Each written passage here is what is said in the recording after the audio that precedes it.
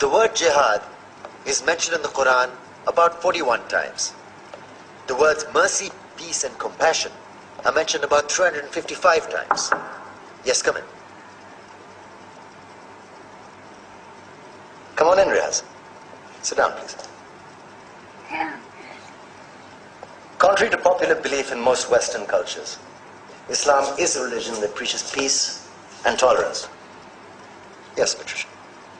If Islam truly is a religion that preaches peace, then how come the world's most troubled spots, the West Bank, Afghanistan, Pakistan, Iraq, they're all plagued with Islamic terrorism? Well, that depends on your definition of terrorism. Some might argue that the US invasions of countries like Iraq and Afghanistan are also acts of terrorism. No, those were acts of war to get rid of despotic regimes. Or means of getting at a country's oil. Conspiracy theories. Well, Yeah? yes, please. Go ahead, Riaz. Mr. Khan is right.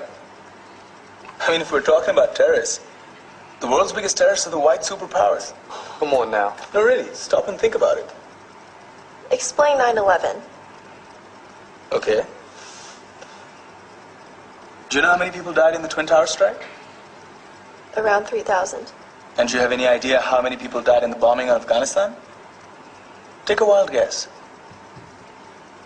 More than 15,000 people died. And that's just conservative figures.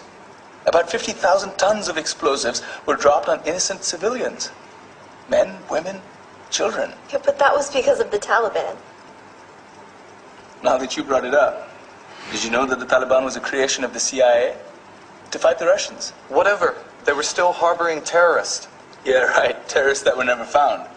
Just like the weapons of mass destruction that were never found in Iraq. Do you want to get into the death toll in Iraq? 500,000 civilians and counting. And what do Britain and America say when they don't find these weapons? It's simple. They just say sorry. And still refuse to relinquish control of these countries. What are you trying to say? What I'm trying to say is that just because you're American, wear a fancy suit, and call yourself the president, doesn't make you any less of a terrorist. I'm saying that if you don't stop meddling in other people's countries, you will face a backlash. If Muslims like you feel that way, then why don't you get out of our country? We will. As soon as you promise to leave ours.